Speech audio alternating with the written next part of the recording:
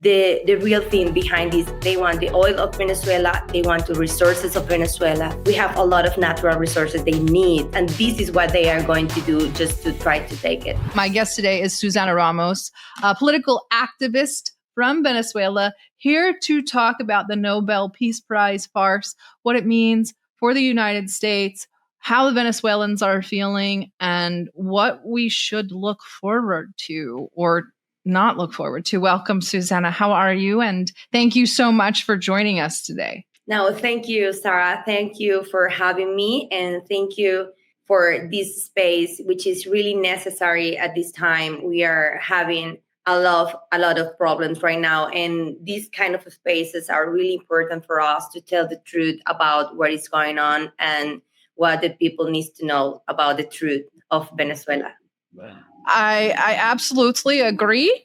We were speaking before the show began. I mean, a lot of our audience is too young, but I am old enough to remember Chavez, and I am old enough to remember the efforts to overthrow Chavez over and over and over again. And for our viewers that maybe don't know, our efforts against Venezuela are very far back reaching into the 90s. And the steadfastness of the Venezuelan people is what has prevented us, honestly, from getting a foothold in that country. And we're going to talk more about that today. But first, let's talk about, we are calling her Maria Guaidó. We no longer have Juan Guaidó. We have Maria Corina Machado winning the Nobel Peace Prize for her tireless work promoting democratic rights for the people of Venezuela and for her struggle to achieve a just and peaceful transition from dictatorship to democracy. No more Juan Guaidó. He's in Miami.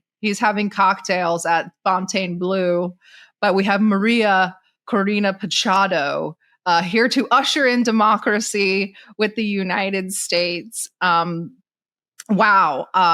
So what are the general overall feelings about Maria winning this Nobel Peace Prize? Has there been a reaction from the people in Venezuela? And we'll also play some amazing clips that Susana brought with us today, which I played before the show, and I'm shocked. So please, but what is the general overall reaction of the Venezuelan people to the announcement of Maria receiving this award? Well, there is a general rejections against these kind of things, because maybe for one time you're giving a kind of important prize to a person who she's nothing to do with peace. This is a person, most of the people don't know her prontuary, but this is a person who can use the violence for many times. His speech of violence has been for years and years here in our country. This is a person who openly calls for street violence for so long. She has been open about claiming intervention for Venezuela. And not only that, we know that he wrote a letter for Netanyahu asking for bombs. She was like, please, Mr. Netanyahu, come here to our country.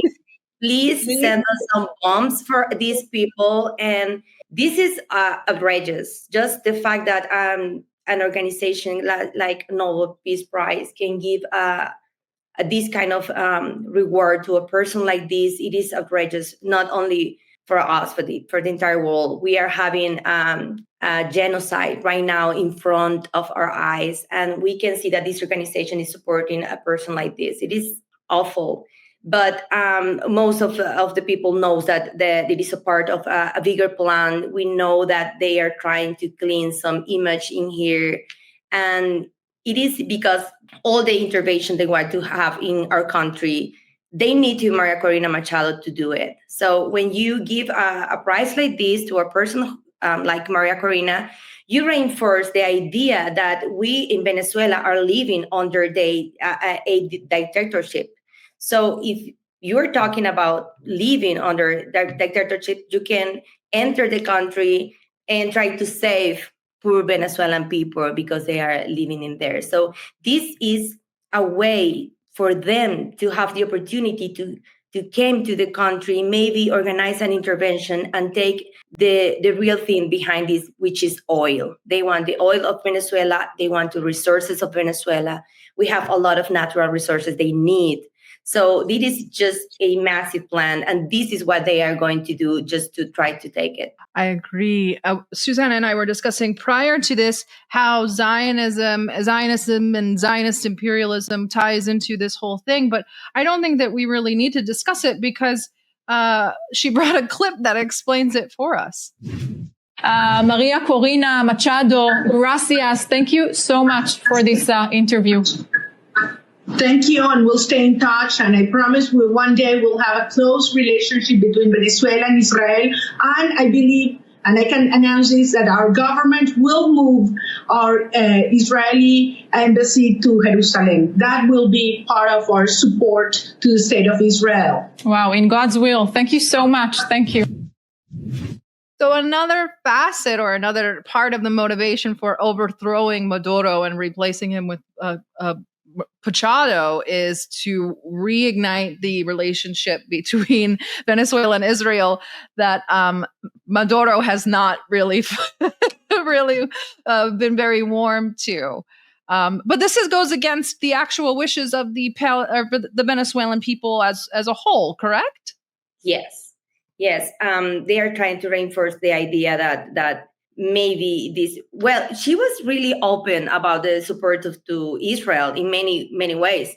But while this person is still calling for, intervention and bombs and war and violence, the state of Venezuela are following the correct path. We have a call for a meeting in the United Nations Security Council. We have a representative in there, which is the ambassador Samuel Moncada. He speaks the truth about what is going on, and he asked for the United Nations just to maintain the order and the peace in the region. We are acting properly within the legal framework that it is necessary. So we are follow the path that we need just to defend the peace into the region. We do have another clip that Susana brought with us, and I really want to play this one because someone in the chat, I believe it was Hummus, mentioned that these people are shameless. Shameless is an understatement. They just tell you exactly what they plan on doing. Here she is with one of our favorites. Forget about Saudi Arabia. Forget about the Saudis. We have more oil. Infinite potential. And we're going to open markets. We're going to kick off the government from the oil sector. We are going to privatize all our industry. Venezuela has huge resources. Oil, gas, minerals, land, technology. And as you said before, we have a strategic location. With Donald Trump Jr. Just for you to take all the oil you want, because we have all the oil. Just came here, is yours. Just give me the power to me, and I can give you all the oil you want. This is not the first time they are doing something like that. But in the few months, we can see how they are, changing narratives against Venezuela per month. They started with the drums that we are fabricating with the Iran government, and then they just changed it to the Cartel de los Soles, talking about a criminal organization who are operating in the Latin America. And this is a book of mystery. They are doing something every single month. They are trying to elaborate a new narrative against us. They need to say something negative about us. And also the Tren de Aragua thing, in which they try to sell the world the idea that every single Venezuelan immigrant in the outside is just part of a criminal organizations. And they try to have the power to send them to El Salvador prisons like animals, violating human rights, violating due process, and violating international law. Thanks to Nicolas Maduro, we have the opportunity to bring them back. They are here in Venezuela right now. Venezuela is the only country in the world who has policies to protect immigrant populations. And nobody is talking about that. Nobody is telling you that the real reason behind all these exodus that forced people to leave their home was all the sanctions and blockade that Maria Corina Machado is asking for our country. Nobody is talking about all these things. She is receiving right now a Peace Prize, and we are shocked because it is bigger than any idea I can transmit right now. It's really wild as she receives a Peace Prize and then says, I want to overthrow the government and then privatize everything and hand it to you. And people who even study the smallest amount of history will be able to at least refer to the wonderful death squads that we trained and armed to run around protecting private interests inside of Latin and South America. What do you guys think will be needed? And this is rhetorical to the audience. What do you think will be needed to hold these places? They're going to need death squads protecting the private interests down in Venezuela. And we'll be back to banana republics, just like we were under Nixon and Reagan. And I think they sort of fell apart under Clinton. But speaking of that, I have been anyway, because I don't know who does the TikTok channel for Maduro or Telegram channel for Maduro, but I love it. He does the best videos, and I translate a lot of them to put on Twitter for our audiences. And a lot of my favorite things lately has been the sort of solidarity exhibited by the actual people of Venezuela, the references to the Bolivarian revolution and upholding that, and sort of this militarization and I guess weaponization of the actual people who are more than willing to come out and sort of get involved and defend their land. Can you tell us anything about the people involved in these, what the Bolivarian militias are like and such? Well, Bolivarian militias are ready to go. We are having a lot of practices right now in military field because we feel the need to if we have to do it, we are going to fight for our land. We are going to defend our country. We are going to defend our right to live in peace.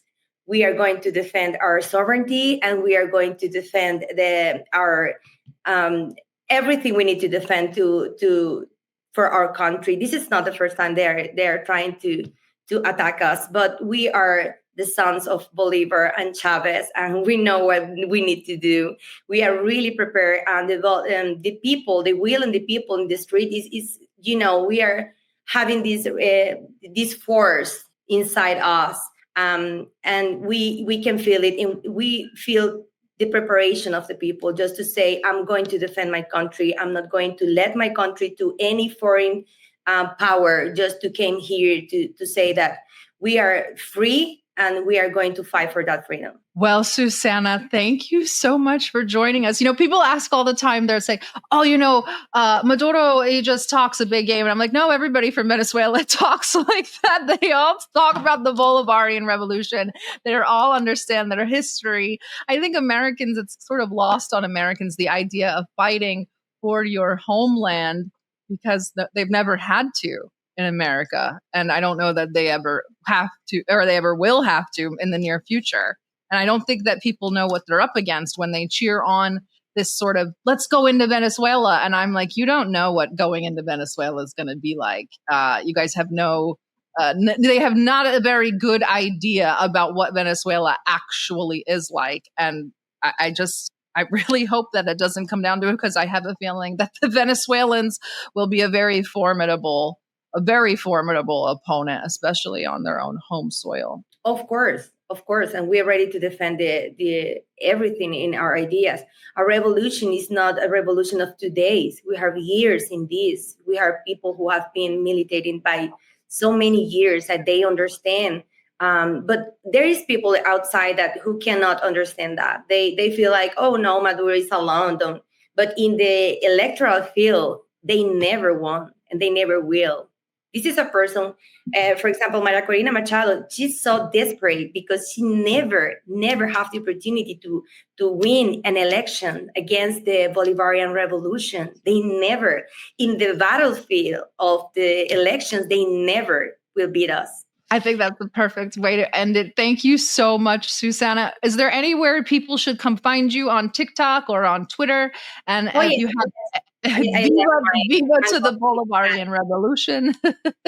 I let my TikTok in there, Mangosta Digital, so you can find me in there. I'm making it is like a new project because I want to share some information, and it is a channel that I'm preparing just to make more videos talking about how is the daily routine here in Venezuela, what are we doing, and most information about the government and all the things we are doing in here. So if you can supporting me in there, I'm going to wait, and I'm going to prepare more new videos every single month and weeks, just to spread most information for people who wants to know about Venezuela. Thank you so much, Susana, and Viva Venezuela, or hands off Venezuela, as all Americans should be saying right now, hands off Venezuela. Thank you again. And I hope that we will be in touch soon. And you are always, always, always welcome back on the show. Please, please come back. We will see you soon. I will, I promise.